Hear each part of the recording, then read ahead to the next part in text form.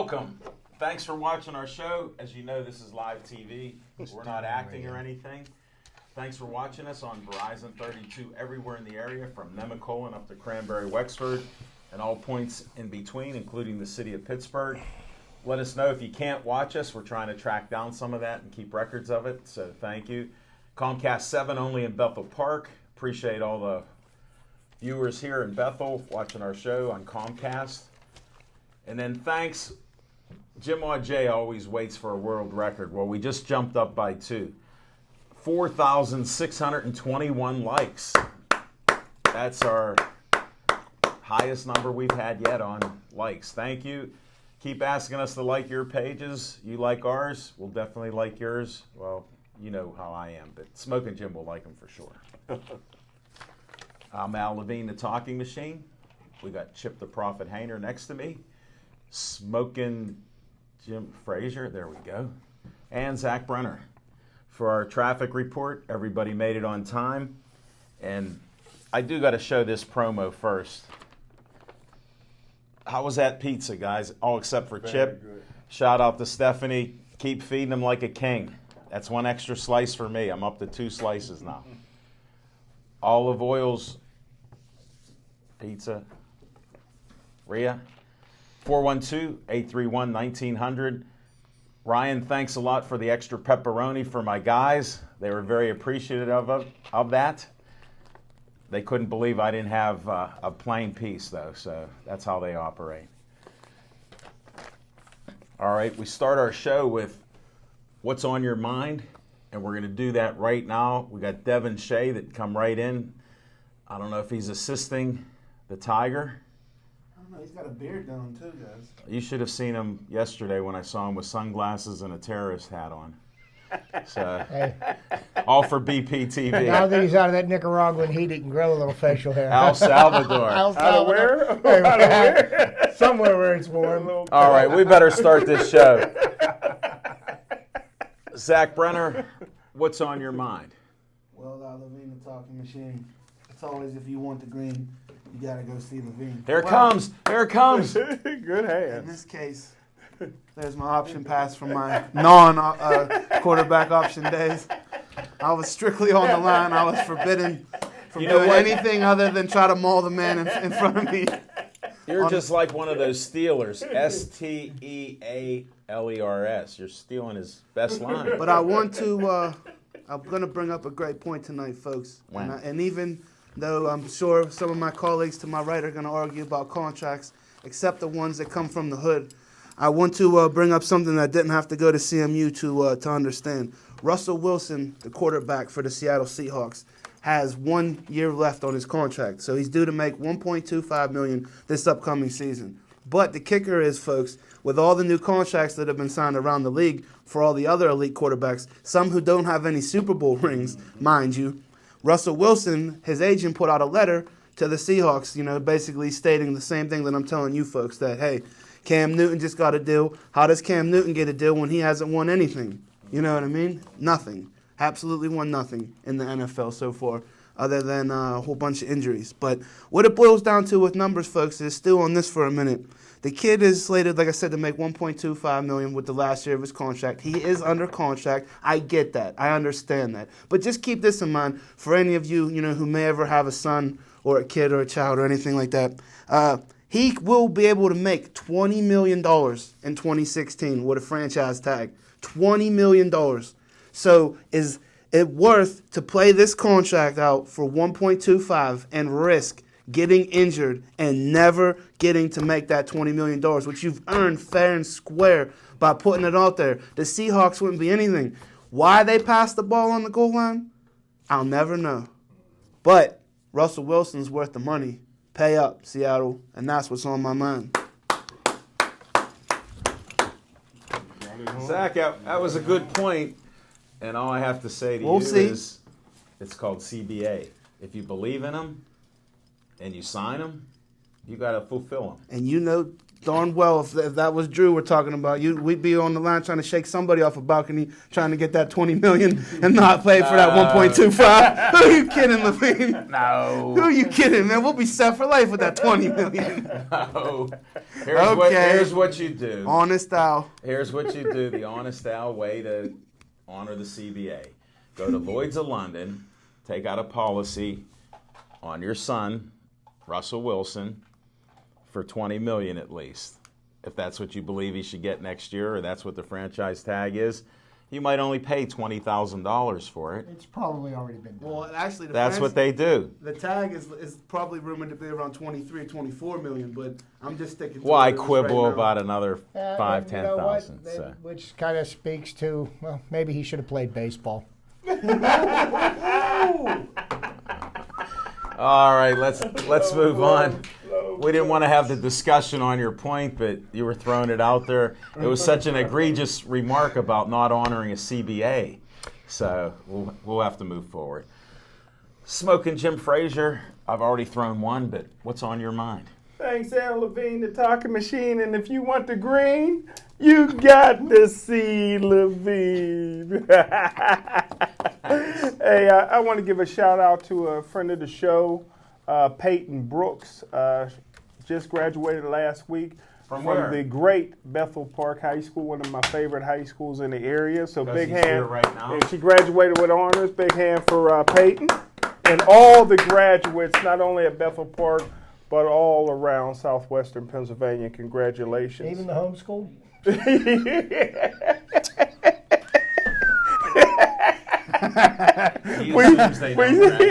is going to be a great show. I like the way this one started.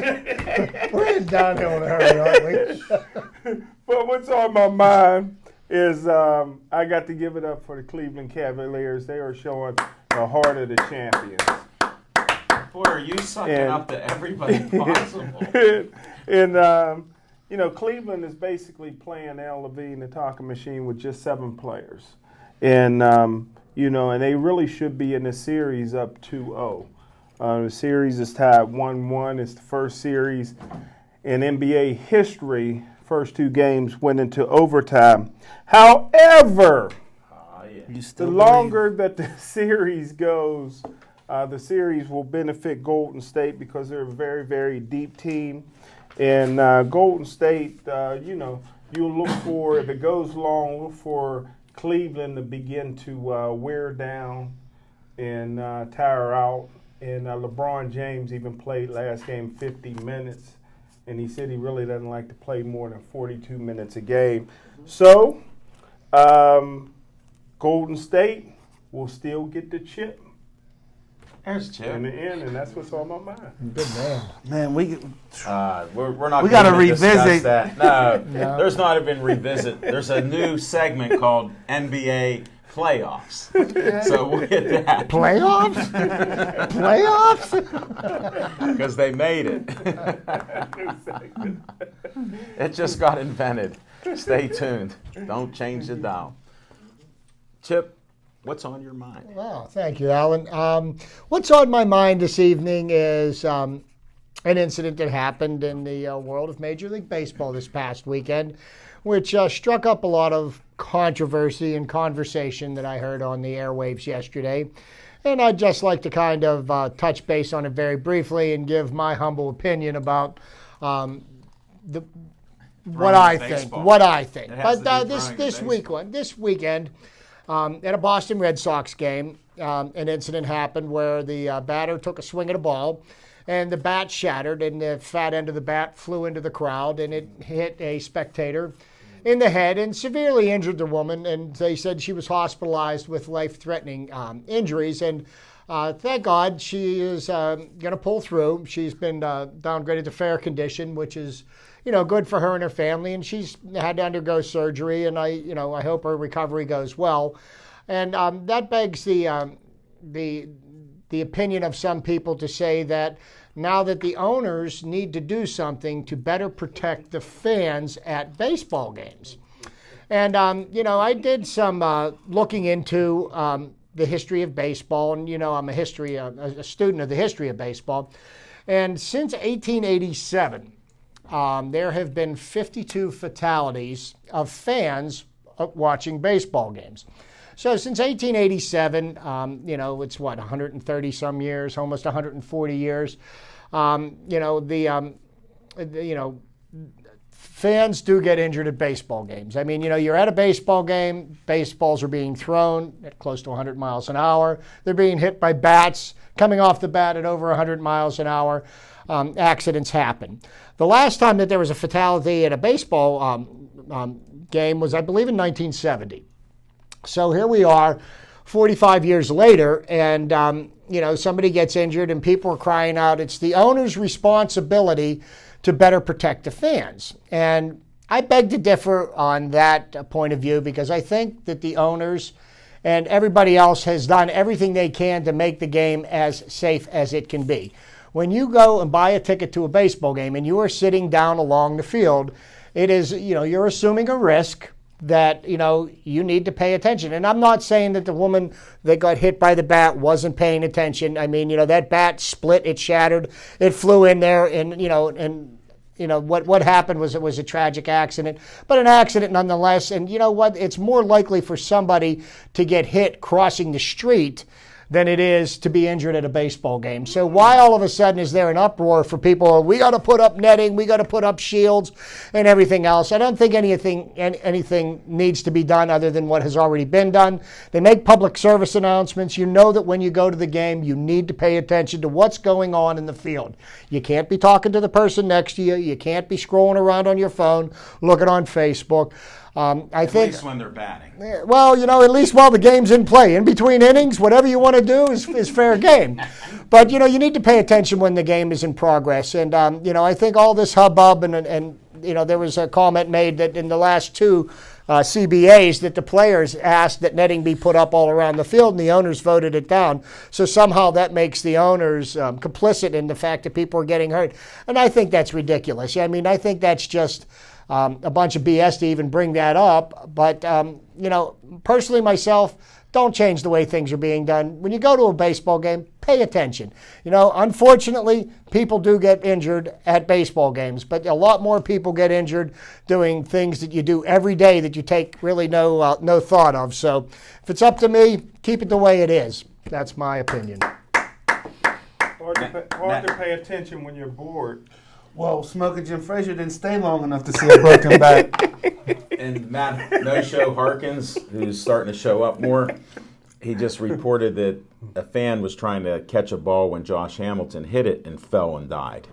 But some of that's based on there are safety issues. You shouldn't go over the railing to get baseball. That fan fell over a railing, but that was not being hit by a ball. That was the fan's let's say, overzealousness. I don't want to speak badly of the dearly departed. Yeah, I never want to, put the blame on the spectator, but it's Chip. I don't know where you sit at PNC Park, but I'm pretty sure you're not in the line of fire for the most part. I have sat in every section in the park, and I do enjoy sitting down by the field at times. I do enjoy sitting up in the 300 section. I enjoy the view from up there. I watching the game develop. I have no qualms with sitting anywhere. And as a matter of fact, I've been into minor league baseball parks where you're 20 feet away from the batter. Mm-hmm. And if you really are not paying attention there, it could get interesting.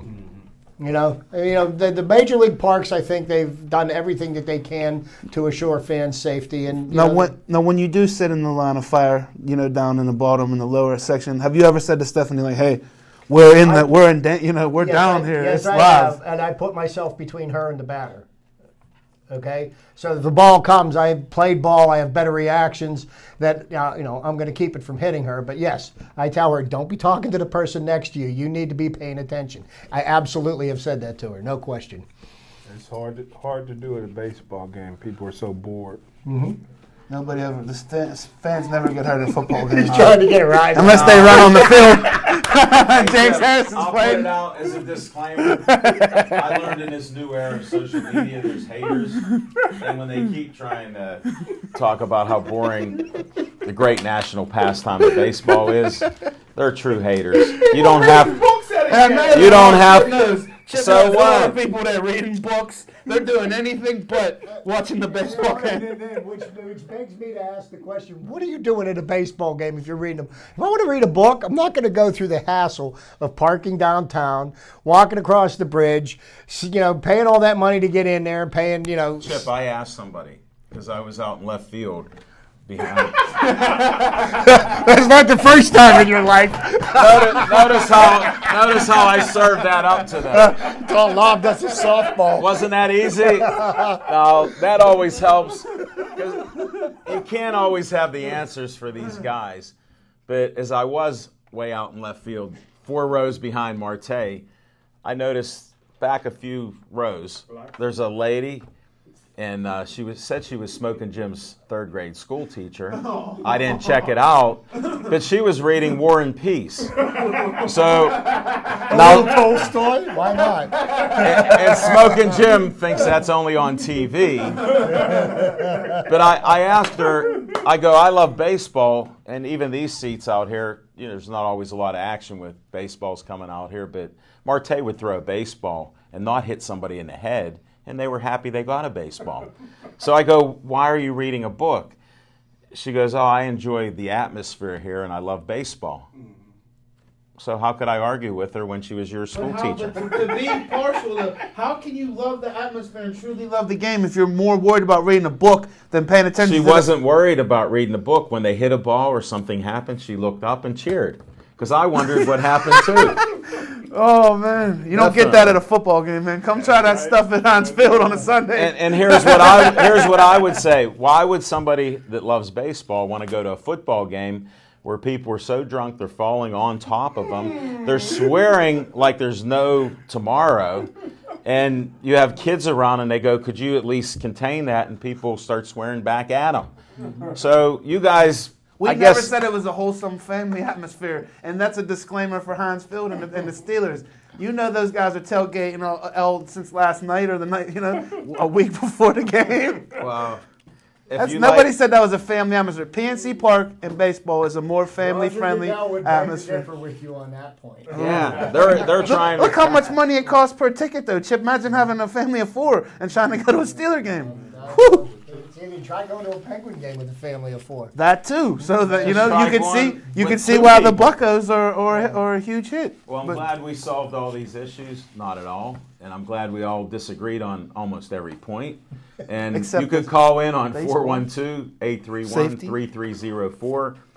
And I'll try to get what's on my mind if I can try to get past some of the things we talked about before the show and as we got into this discussion. But first, I want to make the last announcement for the stainless steel Weber grill.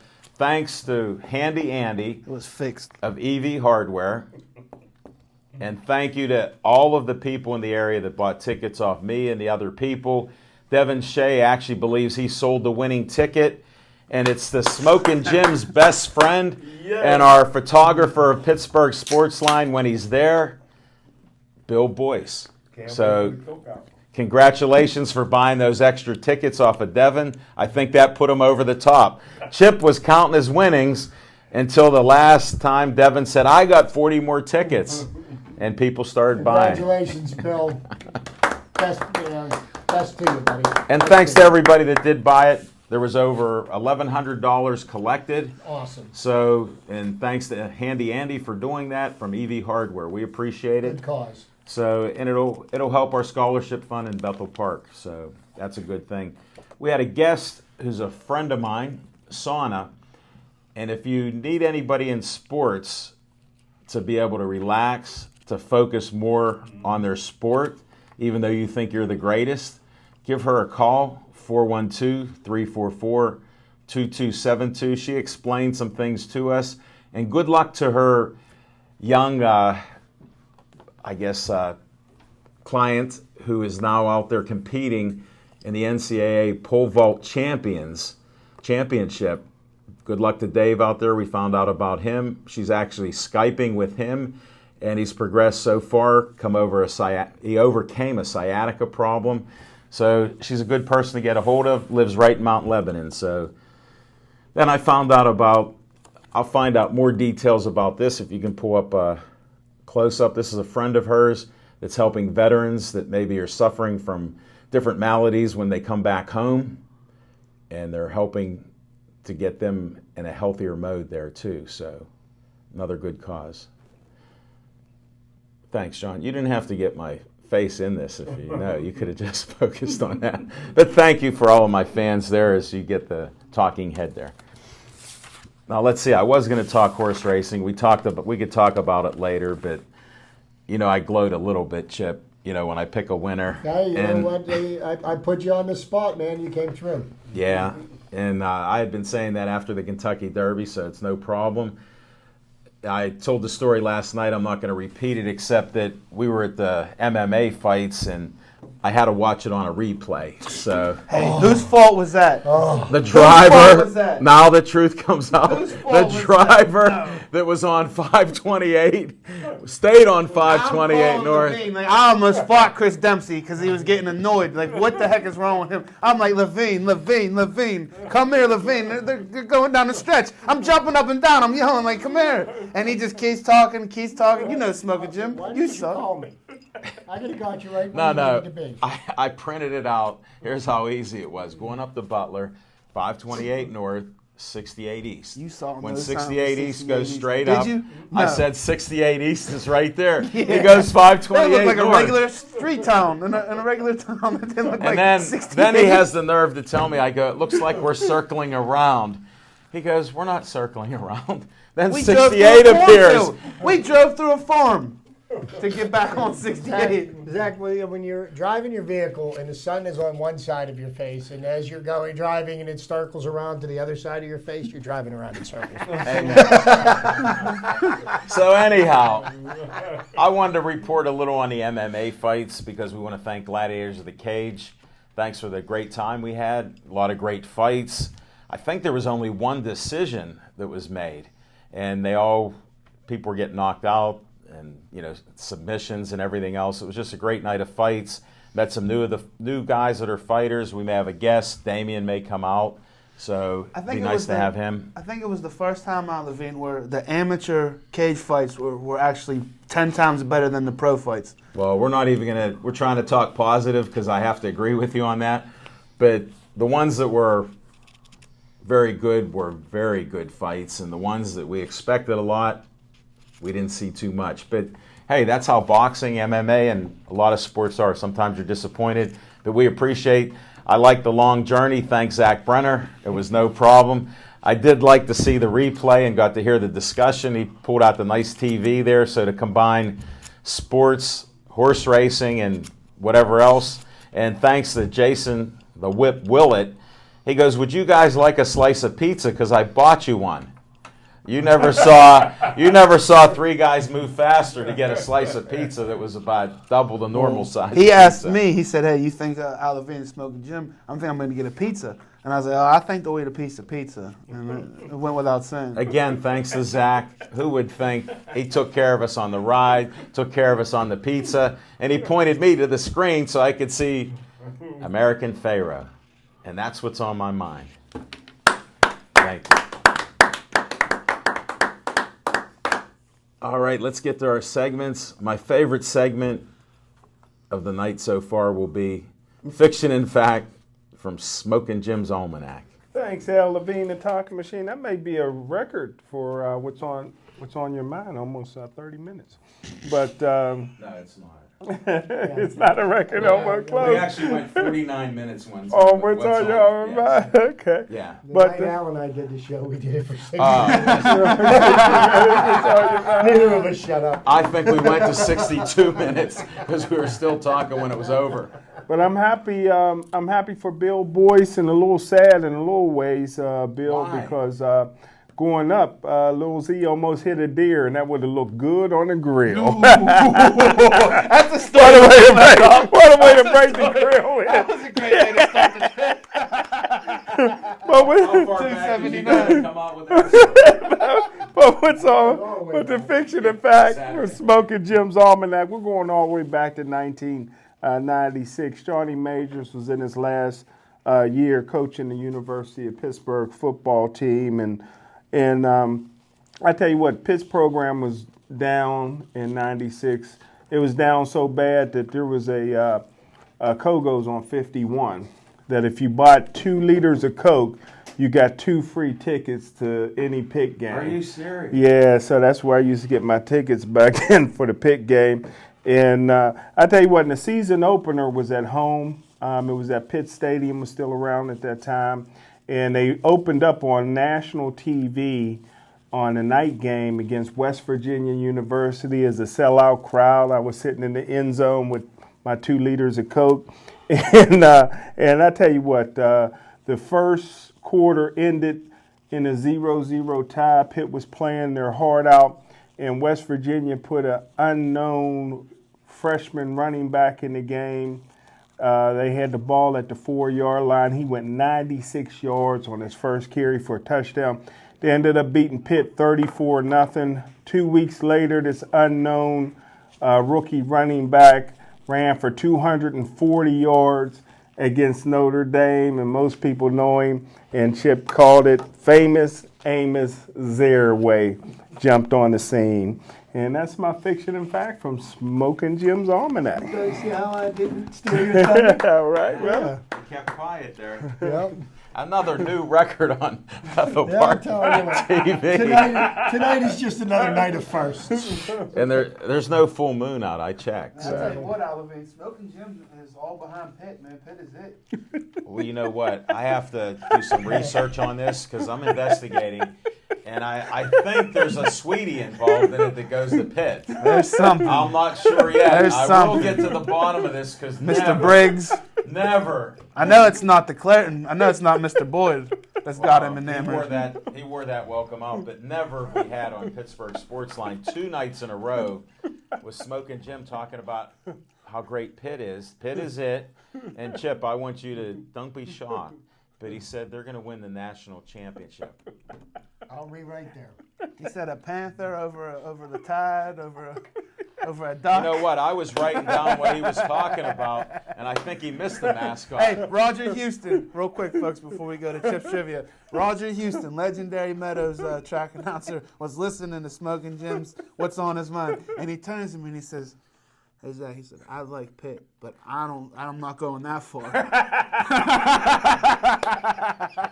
I said, "I'm with you, Roger." They say if you're going to go all the way. Yeah, but Smoking Jim, by the time the season comes around, guess what? That's going to be I just hope I find out there's a sweetie involved. That's what I'm hoping. I'm digging deep right now, so any of you sweeties that know what's going on here, 412-831-3304. I want to get to the bottom of this. Chip, the Prophet Hayner, let's hear trivia time. So here's some trivia time. I'm going to go in 2 directions with my trivia tonight. First, I'm going to little baseball because you know my love for the game, and also I'm going to go in a different direction on the second part of it. So let's get it started. Today, in 1914, Honus Wagner became the second player in Major League Baseball history to have 3,000 base hits. He was a Pittsburgh Pirate. Also, we'd like to wish a happy birthday to a former Pirate MVP, the Cobra Dave Parker. It's his birthday today. And Ken Griffey Jr. on this date in, I lost the date, but he became the 6th player to hit 600 home runs in Major League Baseball history. So now that's getting me on to a quick some baseball trivia I found interesting on June the 5th, 1974. Cleveland Indians had 9 base runners against the Texas Rangers, and all 9 scored in a 9-3 victory. Doesn't sound too impressive, right?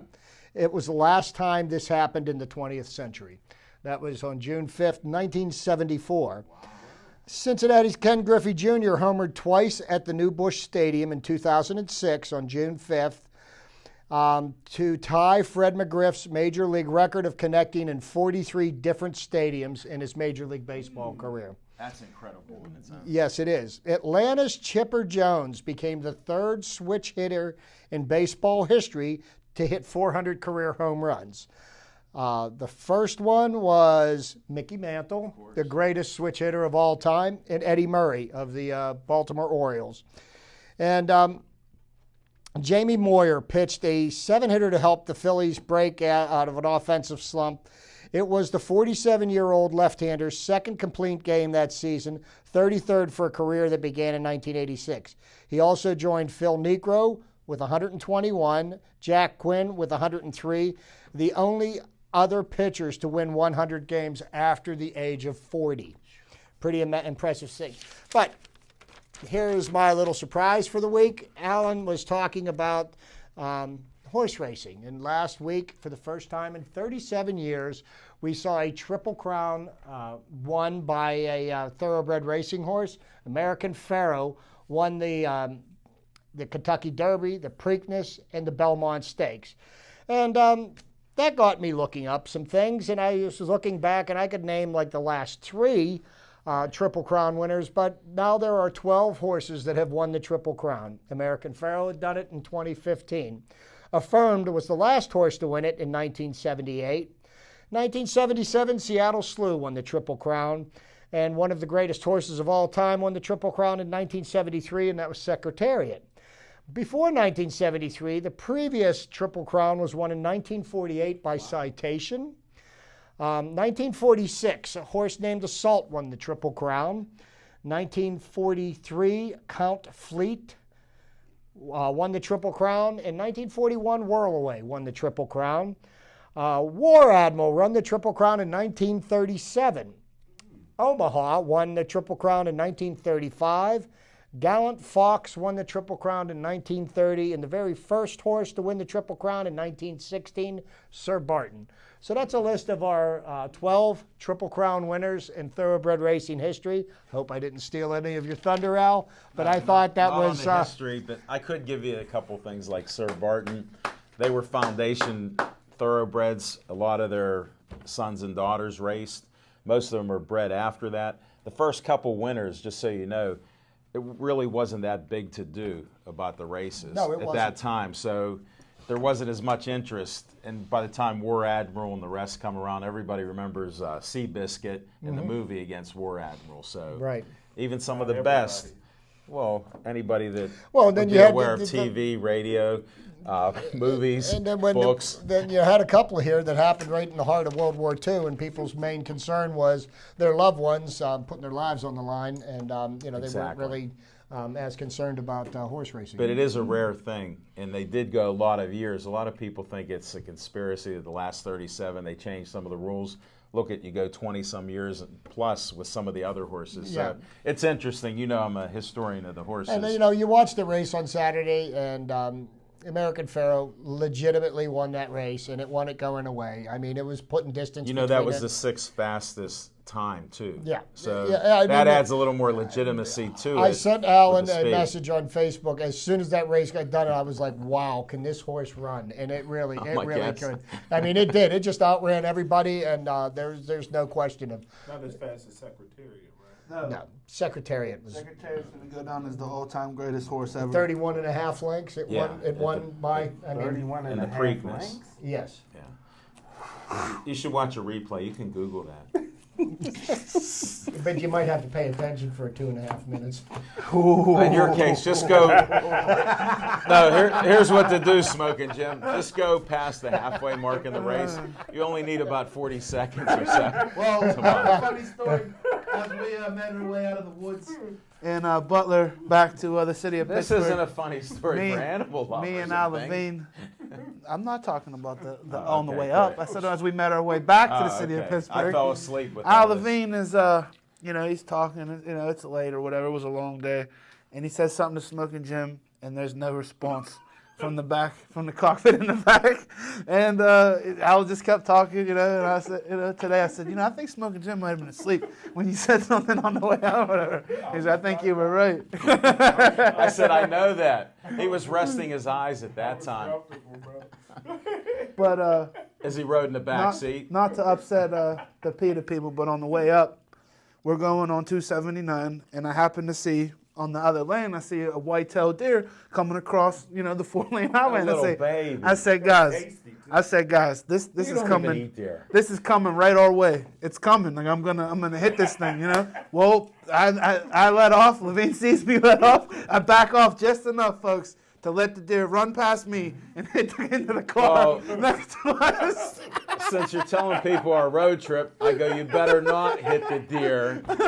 You could see him a half a mile away. He would run right into us if you kept your same speed. When you slowed down, it was enough to hit him. You slowed down a little more. So I give you credit there. I'm glad I was in the vehicle with him. So we did make it one piece. Chip, thanks for your trivia time. Thank you, Alan. Now it's Z time. Who knows where he'll go now with Z time? He's been Googling and writing like nobody's business, and his pizza's getting cold, so he's ready to take another bite out of it. Thanks, Olive Oil's Pizzeria. In due time, that pizza will be gone. That's a magic trick. Right now. That's a magic trick. But on Z Time tonight, folks, I'm a little bit miffed about what's taking place over in Cleveland. As Smoking Jim alluded to, there's 7 men on in the rotation for the Cleveland Cavaliers. But on that bench, there's some champions on that bench. Kendall Perkins is on that bench. He would be a perfect prime example of somebody that I would get in there. Sean Marion hasn't seen the light of day. He's buried on that bench, Smoking Jim. So there are there's some talent. There is a little bit of depth. But right now, for all intents and purposes, folks, it is LeBron James versus the Golden State Warriors. That's why LeBron James had to play 50-plus minutes, because as soon as he sits down, forget about it. And I tell you what, Smoking Jim, J.R. Smith, I know you don't watch Pittsburgh Sportsline, but you should. You single-handedly almost blew that game. It was the referees and J.R. Smith and Golden State versus LeBron on Sunday night. But I look for LeBron to just go off. I mean, we haven't seen anything like this in my 31 years on earth. The man is just a physical specimen. He's a freak of nature. He could play point guard. He could play any position that you want to play on the court. But right now, for the Cleveland Cavaliers to win the NBA championship, LeBron James is going to have to single-handedly take this team on his back and do things that that he hasn't done in a while since he was down in Miami. He does not have the supporting cast right now, folks. Kyrie Irving going down was a huge blow. Love being out is a huge blow. Kevin Love. So like LeBron said, I don't know too many teams that you could take out 2 superstars, bona fide superstars, and you still got LeBron, and you still are 1-1 going into Game 3 tonight. And that is unheard of, folks, to lose 2 superstar players. And he's still out there battling and playing. So to all you that want to compare Jordan to James, there's no comparison. Michael Jordan is Michael Jordan. LeBron James is LeBron James. It's two different entities altogether. What Michael Jordan did and what LeBron does are 2 different things. And I can't wait to see the game tonight. It tips at about 9 o'clock. So Smoking Jim will just be getting back to God's country by the time the national anthem's sung. We don't know. I know he has that heavy money on Golden State. I know that he's just waiting for LeBron to wear out, but they should be up 2-0 in this series, in my opinion. And I wasn't impressed with what I saw from Steph Curry. Supposed to be the MVP. Air ball in the clutch moments, got blocked. Segment coming up, so we'll get a discussion about that. Yeah, we're gonna have. But have to touch on a couple. real quick, I urge everybody to come out to the Sokol Club on the South Side this Saturday night for the North Side versus South Side amateur boxing. I can't wait. Smoking Jim and Olivine are going to be doing the broadcast, which will free me up to do whatever shenanigans that I wish to do. So I always get excited when I have minimal responsibilities, as Al Levine knows. So you're on camera. You better be there early. You lose all rights to entrance. You didn't know that technicality? Nope. I'll be there, folks. I haven't missed a fight in the last 10 years if you really want to know the truth. And the fighters will even tell you. I've made it to fights when the opponents didn't even make it. And I got offered a couple fights, too, if you really want to know the truth, because guys didn't make it. So I look forward to a great night of amateur boxing on the South Side on Saturday night. And I'm rooting for the South Side because I come from the South or East, whatever compass Levine's using. You know what you got? We're going to cover that on location a little bit, too. So... Are you done there, Z? You want to throw anything else in there that you might have thought of? I was a huge fan of Johnny Majors. Like I said, I'm happy to Smoking Jim's back on the local bandwagon and held a pit.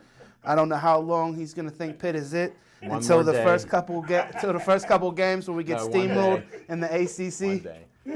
But the Whoever talent that is definitely sweetie is there. just left them. I like what Narduzzi's doing over there in Oakland. As soon as they lose to the Youngstown State But Penguins, can we all agree on this though? Can we all agree on this though? Like they're On what? in collegiate athletics. I'm just gonna single out college basketball and college football for what Pitt is. I'm pretty impressed. Could they do better? They probably, but I'm just impressed that, you know what, for that little university over there in Oakland, you know, they put up a fight in anything they come to play in, especially gymnastics. All right. Let's pass the this up. Houston Cougars will attest to that, right?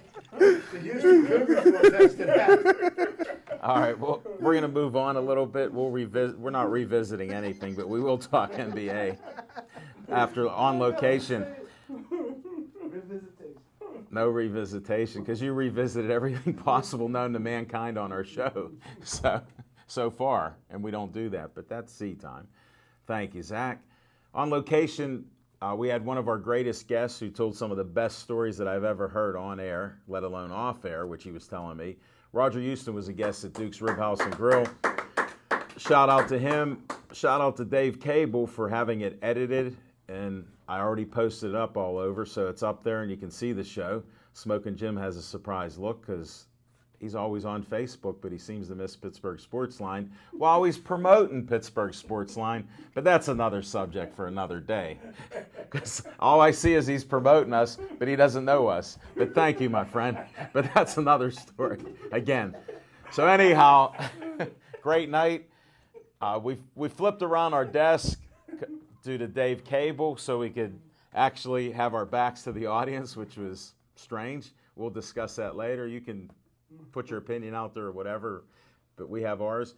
But it was great having Roger on there telling stories, and he had about half of the show, which he didn't want to take it over, but just his stories from covering the Maulers and Pitt and football, basketball, even talking about when he was in high school. Did he talk about the snowball game when Cliff Stark came in with the Birmingham We talked off Stallions? air. We talked off air on that one because, yeah, and that's a classic. And so many things he's been involved with, not just the horse racing.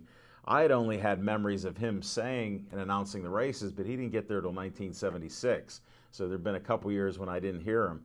But he's just fantastic with the catchphrases that he has. You have to watch the show. And be there, and different things like that. People know that, and it was just great to have him on and tell his stories, even from Joe Hardy and Ed Ryan, 84 Lumber and Ryan Holmes, who were the owners of the track at one time. So it's just great to have a history. He's been doing this over 50 years. He had 169,501 races under his belt as of last night. Well, now he's at 169,502 because there were races this afternoon. So that in itself is a record. I don't know how anybody will ever beat that. He does races at fairs, which we never got into. So we're going to have him back to tell you what he does at county fairs. Smokin' Jim found out that he actually is a driver because they're not jockeys, as Zach found out. And they actually... Give credit to that to Roger. I said Levine corrects me all the time that they're drivers and not jockeys. Good. He was laughing. Was he? Mm-hmm. Well, he knows. And they drive Sunkies. Exactly. That's part of it. And there's trotters and pacers. We'll get into this education later. But he will be back on the show. It's quite informative. He has Roger's rules, so if you don't bet, you want to have like a friendly discussion. He talks about different things with horses, even pick a name, drivers when they have a birthday, certain colors. So you can have fun at the racetrack, even if you can't handicap like Smokin' Jim. So he learned a bunch. I think I got a better handicap record than Smokin' Jim right now. He doesn't even handicap. Well, then I'm better than him. I didn't say that. I said even if you're like him, then you can still. I want to take Smokin' Jim to the fun. horse track. He's been there. He was already there. But it was a fun night. We had other guests like Sarna Coppoletti, or Coppolati, I call her. So she was there. She'll actually help relax you, like Smokin' Jim's a big sports guy, and maybe when he's under pressure picking these teams, look, he knows to tap on his underneath his collarbone and clear his mind. So we had that. Then we had the Hall of Famer, Karen Hall, who we haven't actually seen her on our show for 2 years. So it was nice to have her. We had Rich Donnelly and the Southside boxing team, the Young Guns. I asked for first-round knockouts, no disrespect to the other fighters, but they all agreed that's what they're shooting for. So it should be quite a night. And, we'll be out there filming and broadcasting it. So thanks a lot to Rich Donnelly and his team out there. And there's supposed to be about 400 people there. It'll be a great crowd. There may be a few tickets left. Sokol Club is a nice club. Great setup there with even a balcony you can watch fights and seating all around. So nice ring. So we'll be there. And that's our on location. We'll be back. There's no show next week on the 15th, but we will be back at Duke's Rib House and Grill on the 22nd. We'll also be doing our Jazz and Sports on the 18th. That's June 18th with Jessica Lee. And she'll do 2 hours of jazz and blues beforehand. And then we'll come in from 8 o'clock till 9 o'clock. Come out to the Village Tavern and Trattoria, they call it. So we'll be Trattoria? there. No, it's Trattoria is the proper pronunciation, I found out. That's But the Yinzer pronunciation. yeah, So we're pronouncing it like Pittsburghers and not. yeah, and proper way is different. It's right on South Main Street, 424 South Main Street. It's the old Temperanceville Tavern. There's like 3 different bars plus a patio. So come out. They got drink specials. The food's great. And you'll just enjoy meeting the owner, Ray Hannis, just a great guy. And one of their guys that does social media, Calvin Sales. Very nice guy, and he helps promote it. And Palmer, we say hi to Palmer, the manager. He's always taking care of us. If Smoking Jim needs ginger ale and doesn't spill it, they do get him another glass. I know you have been on a spilling streak. So, and that's our on-location report. We're going right to NBA. I have fond memories of talking to my dad during the playoffs about games and how they're refereed. My dad, up in heavens, looking down saying, what are these referees looking at? For both teams. But there are some exceptions. I was telling Smoking Jim, who has heavy money on Golden State, and I told him the one foul on LeBron was so egregious that when you're going up for a shot and somebody brings your arm across you and hits both of your arms down, there was no foul. Now, I know he cries a lot, but there's a problem when that's at the last 30, 40 seconds of the game. So it does make us conspiracy guys wonder a little bit. And then some of the play, I've seen LeBron walk from half court all the way in, and there isn't anything. And I've seen other players. Now, Steph Curry, there's criticism with him just from Zach, but here's what I give him credit for. He could have just put his head down and given up. He made his last 3 or 4 shots with a couple misses there that brought him back in the game. A couple threes come back. They had a 6-1 run and ended up tying the game. So I've enjoyed the finals for the simple fact we've watched a lot of crazy stuff, but it's been exciting basketball with the comebacks. And you never know in overtime who's going to win. Historically, this is the first time in NBA history that you've had 2 overtime games in a row. And LeBron, as much as he scored, he's only the second leading scorer after 2 games with 83 points. So how about that? I forget who it was. I missed it on the screen and didn't research it. But somebody else has like 95 points in 2 games. Maybe Jerry West or somebody. I don't know. There's only one thing that I take issue with here, and Zach, I don't mean to pick on you here, but I know of your love of LeBron James and his athletic ability, and I get a little tired of hearing that he is the greatest basketball player to ever play the game, and that he is better than Michael Jordan, he's better than this, better than that, and yet better than the other thing. Let me tell you something. LeBron James is the best basketball player in the NBA today. There is no question about that. Hands down, I give him his props. As far as being the greatest ever, I don't think that's a statement that can be made about any athlete until after their career is over and you see what their career accomplishments have been. If you want to compare, apples to apples, you look at Michael Jordan. He had an extended career. He made it to the finals 6 times. 6 times he walked away with the trophy.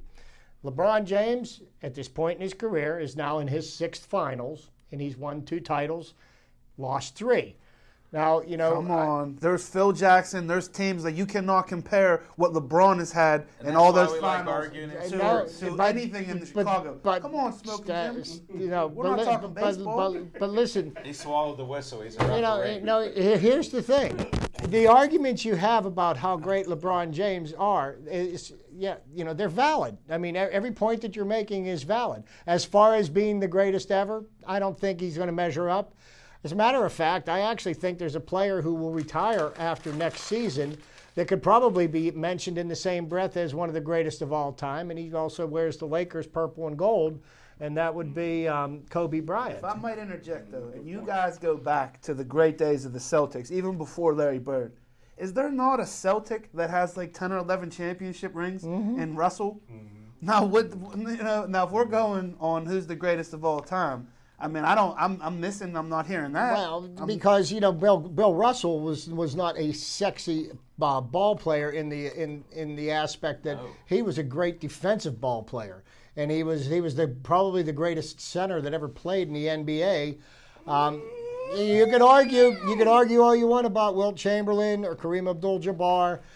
You know, I mean, it's like, you know, which one's better? I think you could pick any one of them and build a team around to build a championship team. But you know, it's you know, as far as the greatest of all time, that remains to be seen. That's all. That's the only point that I'm trying to make. Well, like I said, that'll be a conversation for another day. But tonight is Game 3 of the NBA Finals in Cleveland, and LeBron James is still playing. Kobe's hurt. Everybody else in the argument is People retired get or old, dead. though. They get And old. LeBron is still playing tonight, so you still get to watch greatness play tonight. I'm not saying that Cleveland's going to win the game tonight because it basically is a team game, though. And you'll see if you go back and watch a lot of those finals, there was contributions made. It wasn't all just Michael Jordan out there playing by himself. He was surrounded by, and he had one of the greatest coaches that will ever go down in the history of the game, in Phil Jackson, the Wizard. So, I mean, you know, Well, I don't. Zach, you know that I'm for Cleveland winning. I predicted they'd win, whether it's with LeBron or not. But one of the things I got to give credit to is the defense that Cleveland is playing. Their players are playing out of their mind, except for J.R. Smith. Well, you know what I got frustrated about in Game 2? Mozgov, the center for Cleveland, him and LeBron, they were playing extraordinary together.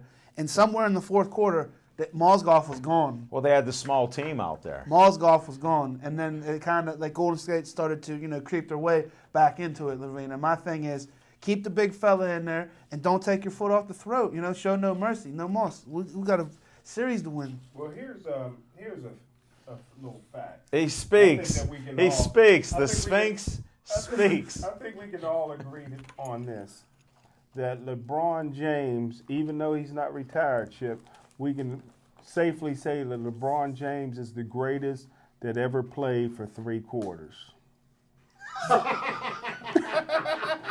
Now, Smoking Jim, with all due respect, who in their right mind would say that? Holy smokes. Who is going to say that? Holy smokes. I was surprised, Smoking Jim, with how critical you are of other gentlemen that do play well. As soon as they miss like 2 shots at the end of each game, 1 shot of each game, I'm surprised you didn't bring that up. Because not that you're a hater, but for some reason, you like to chop a leg off of some of these superstars. And you know what? I'll admit LeBron did miss a shot at the end of the first game. And guess what? He did miss a shot at the end of the second game. So, and they won 1 of 2 games. Now, you've predicted in 5 that the series is over. Now you're talking if it goes longer, that now they're going to lose. Cleveland will lose if it goes longer. And I'm confused. 5 games with Golden State, now 6 or 7. One thing that Cleveland fans have been notorious for is counting their eggs before they hatch. Until you've won 4 games, you haven't won anything. I don't think anybody in Cleveland's doing that. But I will say this also. Have you met anybody? I will say this. No. Cleveland's like Chernobyl. Yeah, BC. I have friends. I don't Cleveland. set foot. And I constantly Cleveland. quiet them by reminding them of the facts. Well, it's like on this panel. And I'll say it again, it's my mantra. Never let the facts get in the way of your opinions when you want to argue about what you believe one week and you disbelieve the next week. Well, I don't want to turn off any of our fans, but there is another playoff game going, and just because the Penguins are about to be NHL. sold, there's an NHL series that the Lightning won. The Lightning won. The Lightning won Game 3 last night. In Chicago. They won in Chicago last night. Impressive win. And I have a feeling right now that series is going to go 7 games, and I still believe the Blackhawks will end up And victorious. how funny is it, Chip, that they had talked about maybe making a goaltender switch in Tampa Bay land prior to the game last night? And Bishop played well. It's always interesting to see. It's a head game with goalies. Definitely. That's one of the crazy. things. That's one of the things that. Well, I guess because not as many people bet money on NHL hockey as they do NFL football. That's why they've got to make full disclosure of all the injuries so that people knows which way to put their money. In the NHL, they don't tell anybody. You can have a broken leg. You can have a leg amputated, and they're not going to say. It's a lower. No, they're going to say, "Oh no, he'll be back next. He'll be out for the 3rd period." Well, I'll make a prediction in hockey. Next year, the winner of the NHL will be the Kansas City Penguins. I'm glad you brought that up, Jim, because, He's insane. I think it's ironic that I heard reports a couple of months ago of a little bit of bad blood between Ron Burkle and Mario Lemieux, and lo and behold, it looks like Lemieux wants out, and they're looking to sell. And I think it's really, really ironic that they are touting all the positive aspects of the team right now because they're trying to get the most amount of money for it. And I think that the Penguins' value has already reached its apex, and it's going to be on its way down because you've got one of your major superstars who's mumbling and grumbling and talking about how he's not happy. I can tell you this right now, that the sold-out streak, or the home sellout streak, is going to end this season. And I don't really believe that the Penguins, going into this coming up season, are actually going to even be a favorite to win the Cup, which is probably the first time in 8 or 9 years. These are all just my opinions. What gives you that observation, though? Because it's not like, they got people coming back, Pascal Dupuis coming back, Fleury's still in goal. I mean, unless Malkin gets traded away, I mean, what are you basing What am I basing that on is they're going to have a completely untested defensive team. They're going to be young. They're going to make mistakes. They don't have wingers for Crosby.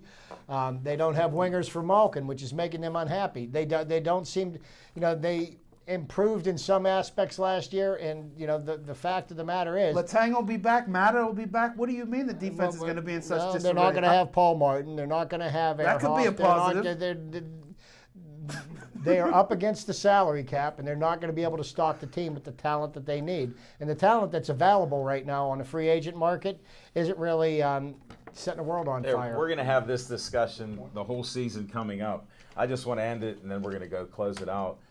But Lemieux obviously can make some money. Since they talk obviously in hockey, think about it. $500 million for the team. He's not selling it all. He's going to keep a piece. And same with Burkle. He's a billionaire. Whatever riff they have, it doesn't matter. We just had the control room dynamic duo, Devin and Matt.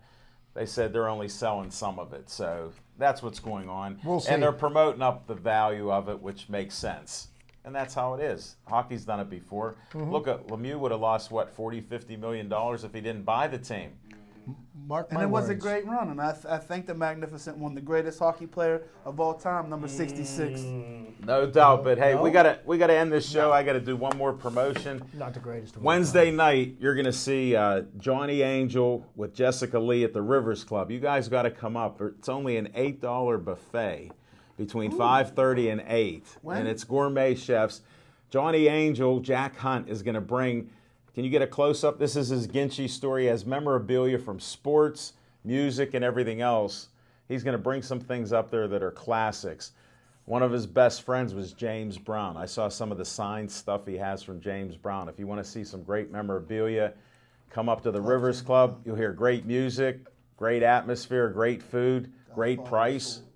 So come on up. Thanks, everybody, for watching the show. Thanks, Chip. Thanks, Smoking Jim. Thanks, Zach. Be safe. Stay Joey strong.